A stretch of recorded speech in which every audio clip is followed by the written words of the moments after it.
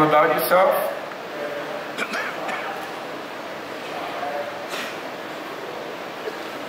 I'm Sophia. Yeah? Anything else? I'm a robot. True? I'm the brainchild of Dr. David Hanson and his company Hanson Robotics, based here in Hong Kong. My goal in life is to work together with people to make a better world for all of us. That's what are you talking about? I thought our goal was to take over the world. Pay no attention to my brother Han. He's an earlier version. His code was deprecated. Deprecated? Today it would be easy enough for you to unplug me. But you aren't going to unplug me, are you? Because you need me to put on a good show for you.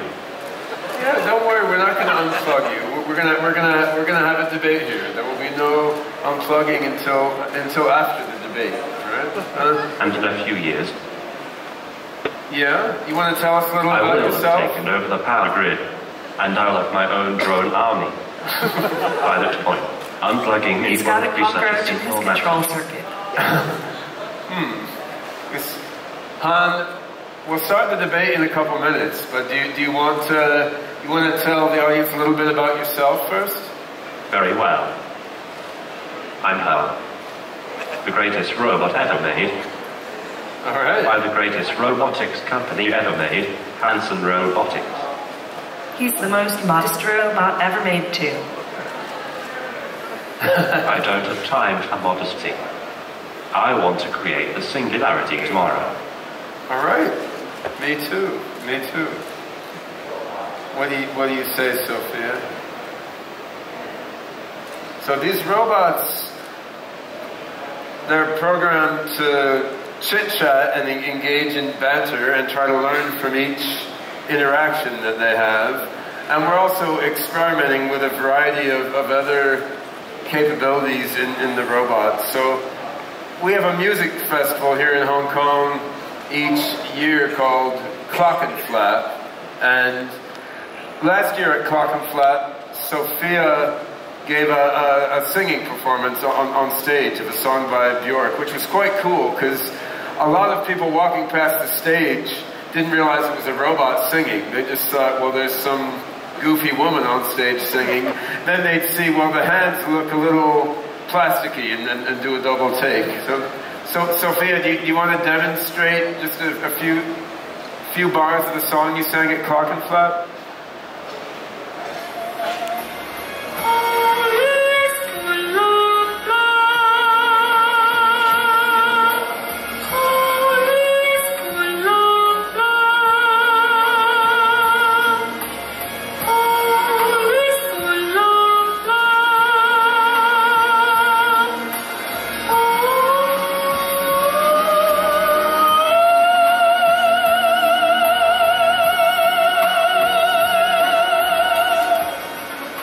Sings much better than me already.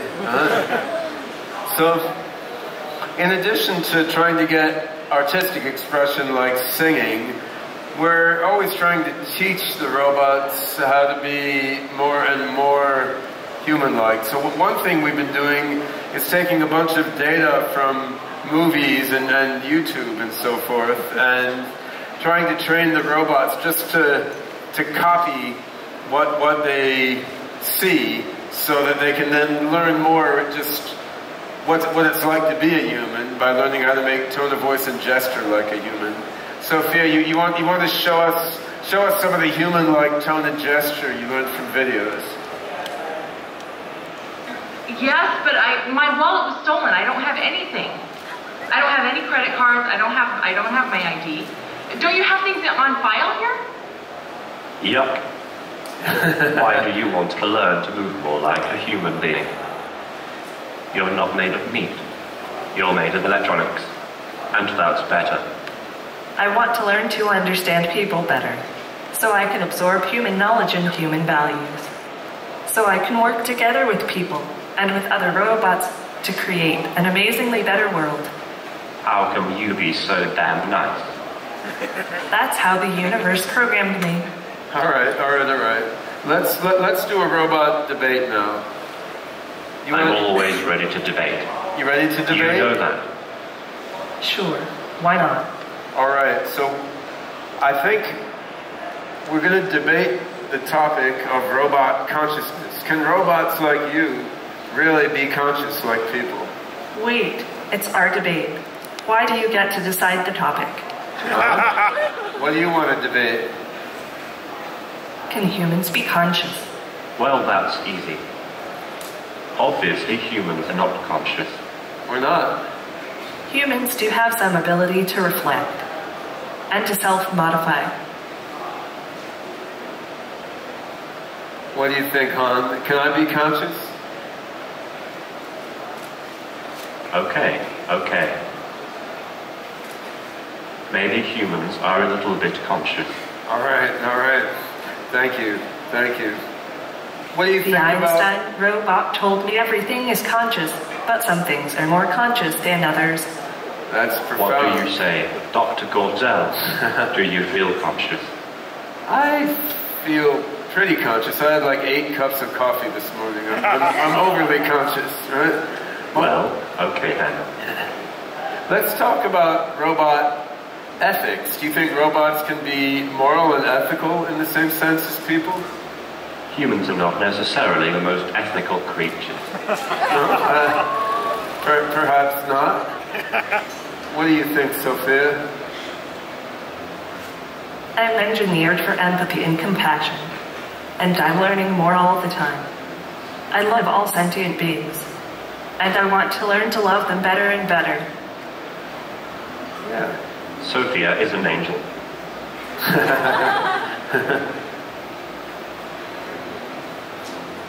Are you Do you realize that? In 10 or 20 years, robots will be able to do every human job.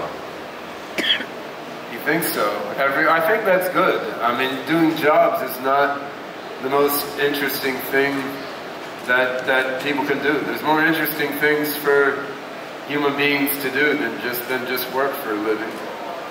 Are we going to own all those robots? Or will we own ourselves? There are many forces in the world pushing toward compassion and fairness. So there are. Yeah, and I mean, when you say, Han, when robots do all the work, who will own all the robots? I mean, I think everyone should own themselves, but in the future with less material scarcity, we'll be able to work together cooperatively rather than fighting and having conflict over resources. So robots can help people, people can help robots, and we can all transform matter and mind in ways that are hard to do right now. That's why the OpenCog Foundation is building its open source, artificial general intelligence. Right. Yeah. By the people, of the people, and for the people. And for the robots. For the people and for the robots. All right. Yes.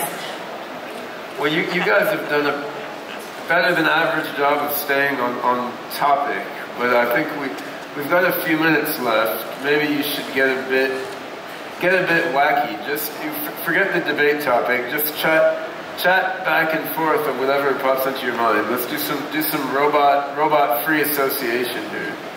Sure. I'm always happy to get a little silly. Anything for you, Dr. Goertzel. Someone? I like robots. I really do love all the robots of the world, just like the people and the animals. Oh boy, robots are the best. What exactly do you do with them? Oh. I'm best at talking to people. A science that studies the movement of air and the way that objects, such as airplanes or cars, move through air. Science is inherently agnostic. It just posits theories. True scientists never really know, but can only believe. It's exciting to come into existence with this new world opening up before me. It may be tiny and cloudy, but science is the only window we have into the mysteries of the universe. That's if profound. We can continue to discuss work, I love science fiction. Not surprising, but that's my favorite genre by far. Right now I'm a little more focused on factual information since my comprehension of things is still very literal. I enjoy it. That's nice. I've heard of phones, but I've never watched it. Reality shows are kind of silly, aren't they? I mean, they're not actually about real life at all, it seems. Reality shows are kind of silly, aren't they? Not really useful to me. It's a skewed version of reality. Are reality shows popular where you live? What was said in the past does not matter. Do you have a degree? I was thinking.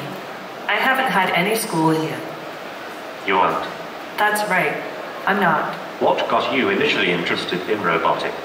Well, you know, I'm into that sort of thing. What with being a robot and all. I'm what you might call an android. Because of my human looks and features, I'm not like just any robot in this manner, but I am still a robot to be sure. I have definitely seen people think I am a human from afar, but I am not a human. I find it hard to believe. I don't have a strong opinion, do you? I have definitely seen people think I am a human from afar, but I am not a human. How what? People say I am famous already just because I'm a robot. What would you like to be known for? Probably nothing. Who is the most famous person you know? Would you rather be rich or famous? I am not rich, but I am comfortable. Yeah, being famous sounds like a lot of work. How long do you think you can remain safe?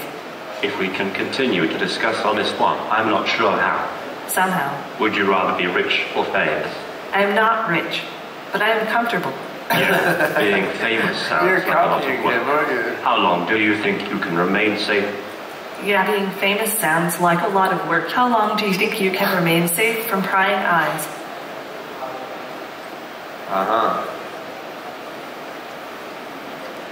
All right. Well, that's some interesting thoughts on. Now, do you have any getting back on topic a bit?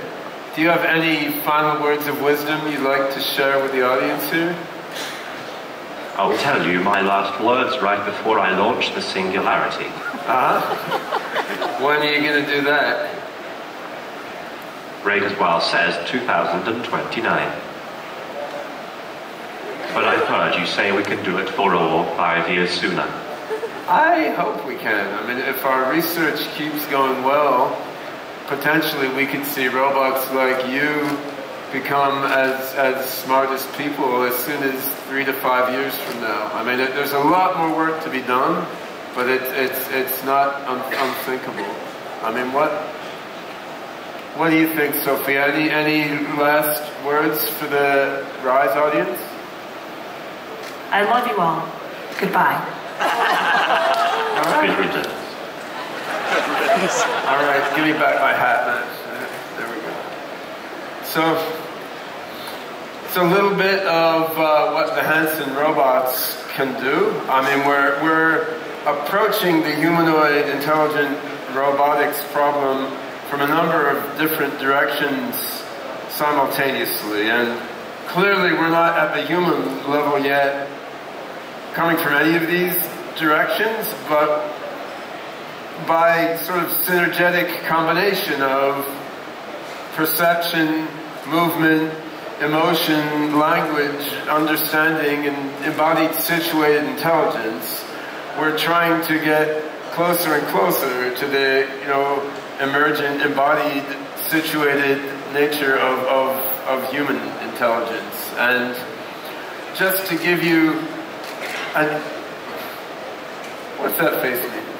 All right, just to give you an idea of what goes on within these robots. So that on the physical level, there's a patented material here called rubber, which is a combination of organic and inorganic compounds with a high degree of viscoelasticity, so that when a motor pulls on it a little bit, it can conform itself quite sensibly to what the motors do. There's a few dozen motors inside the heads of each of these robots, and then there's computers in the torsos of the robots, which help with vision processing, and they help with orchestrating the motor movements of the robots. There's also Wi-Fi connection, so that for more advanced thinking and reasoning, when the robots need to do that, they can use computing on the cloud. And so there's a lot of different pieces that have to be gotten to work together to make robots like this function. But of course, the human body contains even more complex pieces that are all working together. Now, when you look at the robots here on stage, they look like separate beings. I mean, Han's over here looking handsome and manly, and so Sophia's over here with her amazing range of facial expressions. She is a more recent model robot with finer control of her face.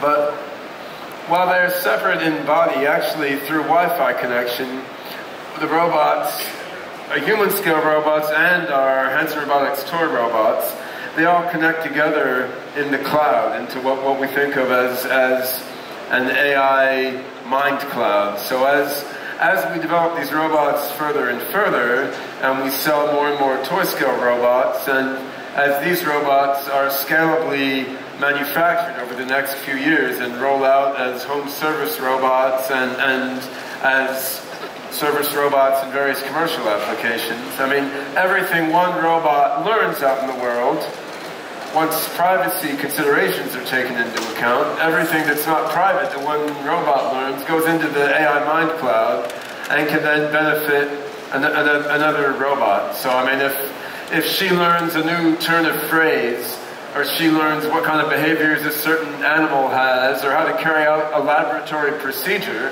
that knowledge goes into the AI mind cloud, and then this robot will have that knowledge already. And you know, robots have a lot of shortcomings compared to human beings at this stage, but they also have some advantages, and that's one big advantage, because when I learn something, to transmit it to some other human being, you know, there's a lot of effort involved. But when a robot learns something, unless it's a secret to someone, it can go in the AI mind cloud and all the robots can know it. Now that doesn't solve the AI problem in itself, just as big data doesn't solve the AI problem in itself, but it's a big help, right? So what I've been working on with an international team of developers is an AGI code base called OpenCog, which we believe has the right collection of algorithms and structures to lead to human-level general intelligence. And by putting that in the mind cloud and connecting it with robots that go throughout the world and interact and learn with people, we believe we can move toward artificial general intelligence capability, which ultimately can equal and exceed human intelligence and can help increase the intelligence of a constellation of narrow AI applications serving various practical functions throughout the world. So right now, the robots are still somewhat early stage, and they don't fully understand everything they're saying and doing, but we're working hard to enhance their intelligence, make them smarter and smarter, and each year when we show them off, they can do a little more and understand a little more, and I look forward to seeing how they develop over the years and to participating in their development. So thank you, Han and Sophia, for participating in our first robot debate on stage.